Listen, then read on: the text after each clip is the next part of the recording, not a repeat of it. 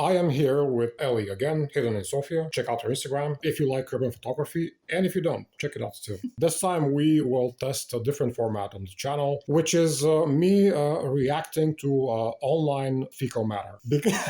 Because how should I explain this? I live in my own bubble, like everyone. But the thing is, I live in sort of a different bubble, meaning that I use the internet a lot, every day, all day, but not for the thing that you might think. I use it for like doing research into history or space or whatever the fuck it is that I like. And I'm isolated from the usual pop culture phenomena. Pop culture brain rot.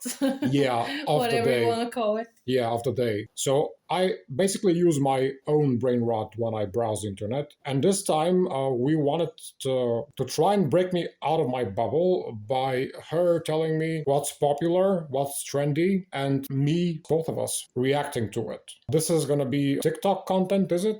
Yes, I'm mostly TikTok if I find anything other brain rotty, but I feel like TikTok is like a breeding ground for brain rot. So most of my examples are from TikTok.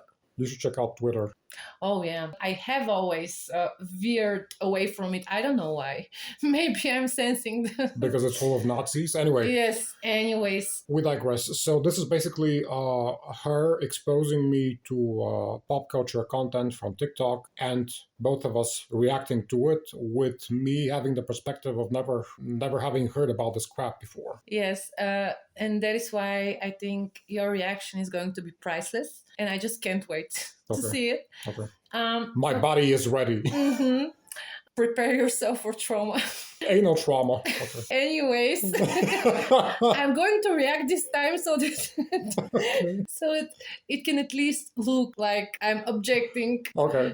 So just to clarify, I totally appreciate the way you use the internet, and I also use the internet for research on topics that interest me, like Sofia and the history of Sofia, architecture, and so on. But at the same time, there is this part of the internet, which is the pop culture part, the memes, the brain rot, whatever you want to call it, which has always fascinated me.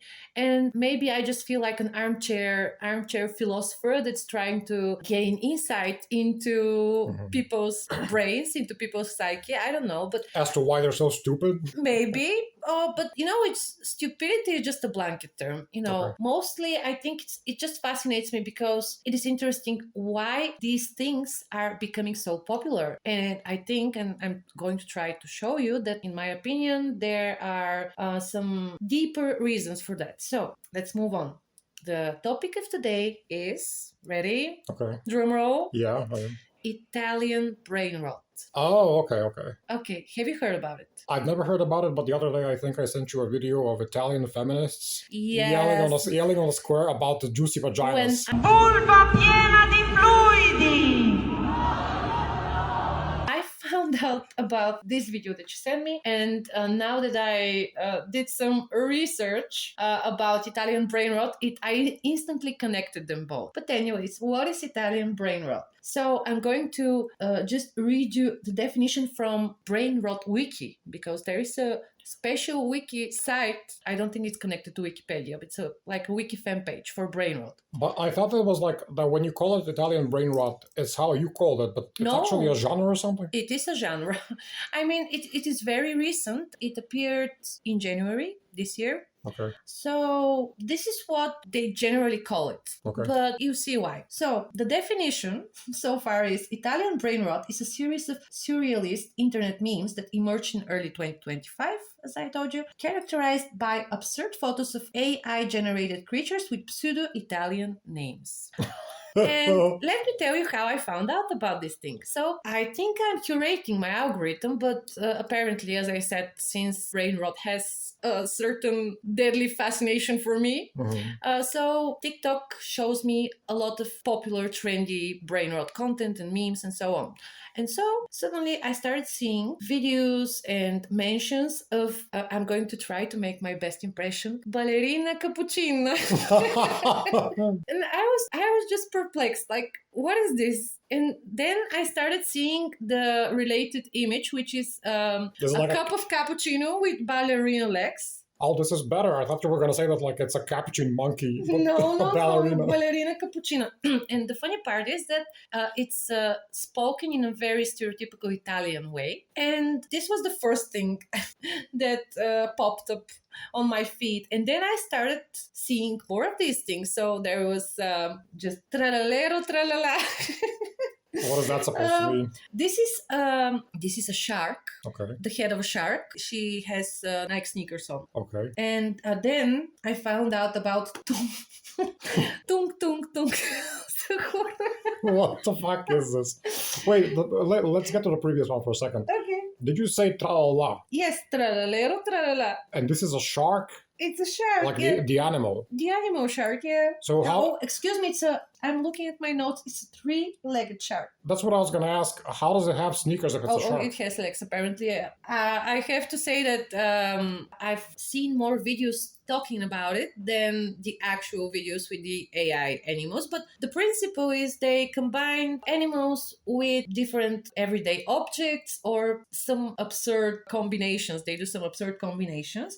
And then they give them a pseudo-Italian name. And this became very popular. And from it sprung more and more absurd and even more absurd names. So we have Bombardiero Crocodilo, okay, the head of a crocodile and the body of a military bomber plane.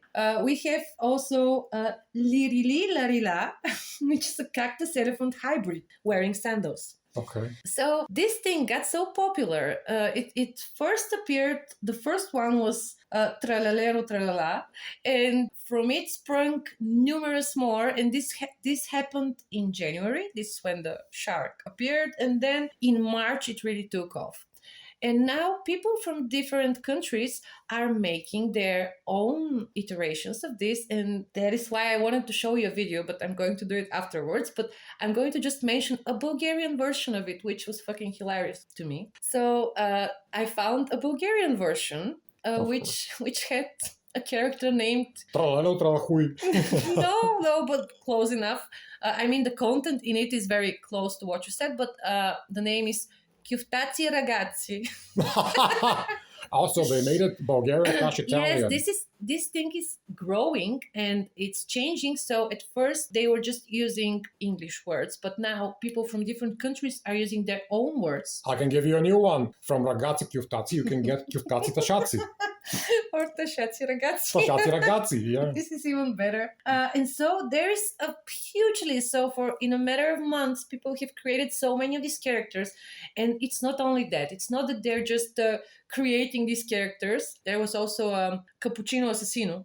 Oh, wow. Nice. Yeah. So they're not just creating these characters. They're now creating backstories. So of course I think I'm not entirely acquainted with them, but there was this thing between Ballerina Cappuccina and Assassino Cappuccino or Cappuccino Assassino. Give it a couple of years and you're going to get Harry Potter and the Chiuftazi. Oh yeah, I think it's going to, if it continues like that, if it don't... The philosopher's Chiuftak. So do you want to hear my reaction to this? Yes, just wanted to say that I think that if this doesn't die out, it's going to grow. It's going to become the next Skibidi toilet, if you know what that is. No. Do I want to know what it is? No, just let's say it's the new generation alpha, their memes. They're starting to have memes. So this was basically one of them. But the thing about the... Did you say Skibidi toilet? Skibidi toilet, yes. Nice. Later I can show you this is just depressing. Video. Yes, I know. In a way it's depressing, but I want to hear your reaction. And then I'm going to tell you what I think. So how does this make you feel? It makes me feel puzzled in the sense that, like, combining weird AI concepts to make something random and then going down the rabbit hole of making this even more elaborate, so the stupidity gets multiplies on top of the memes. And I was like, was this not happening even before that, from like the first moment that people got AI? Oh yeah, but how is it just Italian? Is it now worldwide? No, I think the Italian part is just because Italian language is very melodic. So I think it's just really funny because it's definitely brain rot. It's stupid as hell. But at the same time, when you hear ballerina cappuccina, it's just so melodic and so catchy that it sticks in your mind, It's also, don't mind me saying this, whoever likes this and whoever finds it so funny. It sounds childish to me. Yes, it is childish, but it's not the product of the new generation. It's actually considered, at least from what I gathered, to be Gen Z memes. What was Gen Z? Gen Z are the generation after us. So we're millennials, Okay. and then from 1996 to 2000, and I don't know, Yeah. 6, 7, 8, I don't know. It's Gen Z. Yeah, so my final consensus is yes, it's stupid. Is it funny for me? I wouldn't say so. I think you should. I don't think I can relate the absurdity of it. So I think when I show you the real content, you're going to find it funny, not in the way like good humor, but just ridiculous, ridiculous funny. Yeah. So The Room style funny. And so I'm going to tell you what I think about it. So at first, as I told you, I was perplexed. I couldn't understand where these characters coming from. I thought it was like a movie or a book. And I started researching, and actually it was a little bit hard at the beginning to find the origin. So they were all over the place, but there was no origin story. And because, as you know, on Google, if you don't put the correct keywords, and this is the bane of my existence, if you don't put the correct keywords, you can just, stumble in the dark for ages. Yeah. So when I found that this is called Italian Brainrot, I got to the source. Okay. But here's what I think. So yes, at first glance, it's just stupid brain rotty content. But I think we should ask ourselves, why are so many people gravitating towards this? Is it because they're stupid? Probably. Yeah.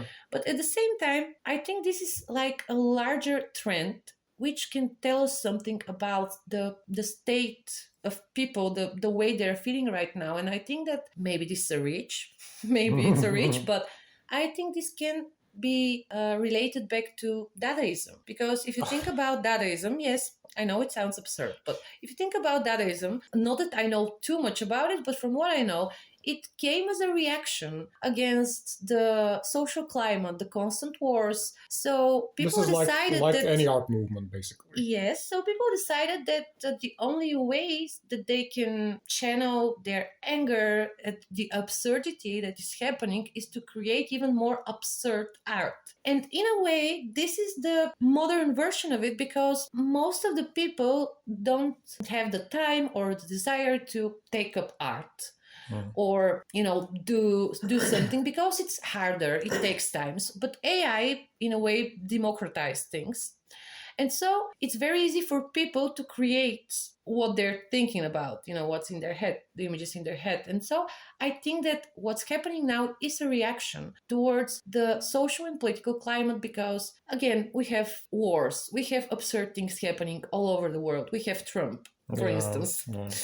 And so I think people are very disillusioned, and that's why they're reverting to this childlike, as you said, childlike chants and ideas, because, and this is not, don't get me wrong, this is not on a conscious level. I don't think that somebody, a mastermind, has created this, No, I think it just instinctively you're reverting to childish things because you're not okay with the world as it is now. So you're reverting back to a time where you felt happier. So you're saying it's a cope? It's a coping mechanism, and it's protest against the absurdity that surrounds us. So it's like people saying everything feels so uncanny and so absurd, and the only thing I can do is just make something even more absurd to cope with it. So this is my take on it. What do you think about it? It is a reach, and the thing about it is you have this kind of artistic reaction by expressing stupidity through art in every period of history. Oh, yeah. It's like all across, especially the last couple of centuries or whatever, when you have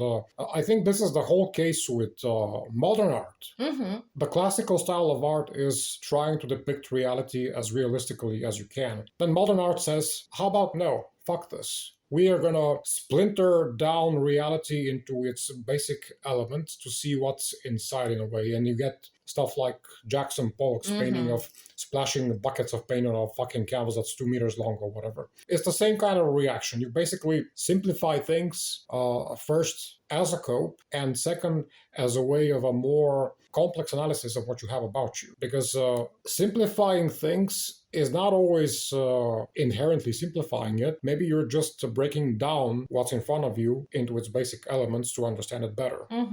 This is what again modern art is about, I think, and abstract art in particular. Not only I think about, I mean, the understanding part, I think it's very important and it is a large part of it, but at the same time, I feel it's like a form of protest, which this this AI craze now with the Italian Brainrot, I think is the same thing. But the problem is that we're watching it as it unfolds, and so that is why we can't really take it seriously. Like, can you imagine, as brain rotty as it is, like 50 or 100 years from now, people to talk about it like it was an art movement. Yeah. And I think this is very, very common when you look at things that happened a long time ago in the past. You tend to romanticize them. Yeah. And some of them should be romanticized, and some of them were not that deep in the first place, you know. I think it's a social commentary. It's a social commentary, unconscious social commentary. And that is why I find it fascinating. And although I think people on TikTok are generally divided into groups, like people who just yell ballerina cappuccino and the like everywhere, and the people who are saying that this is just another sign that you're chronically online and have nothing better to do with your life. But to me, I look at it from a distance, and it makes it really fascinating, you know. It is fascinating. I'm not saying it isn't. I just don't think it's that special as a historical case because, again, as I said... we really can't tell, because I think that there are a lot of cases in which things that were supposed to be a fad or just something very short-lived actually stuck and continued. I'm not saying this is going to happen here. Like, this may very well die out, like the many, many thousand trends that, you know, appear and then disappear. I don't know, but I think it has the potential, because I think we should look at it in a larger context. We should look at it not isolated just as the content it is, because as a content, it's really not that deep, you know. You don't say. But I think when you put it in perspective, in context, it gives you more insight about it. And I really like having these type of takes and analyzing these things. Yeah, it is interesting, yeah. So what is the verdict for this? What is your final... Wait, what's the question? Is it stupid or not? Well, yeah, I guess we could say brain rot or not. Although it's obviously brain rot. It depends on where you're looking at it from. So if I have to literally check this content and see it for myself, I'm going to hate it. I'm going to say it's stupid. But if we analyze it from the perspective that we're doing right now, if you analyze it like sociologically or psychologically, it's interesting. Yeah.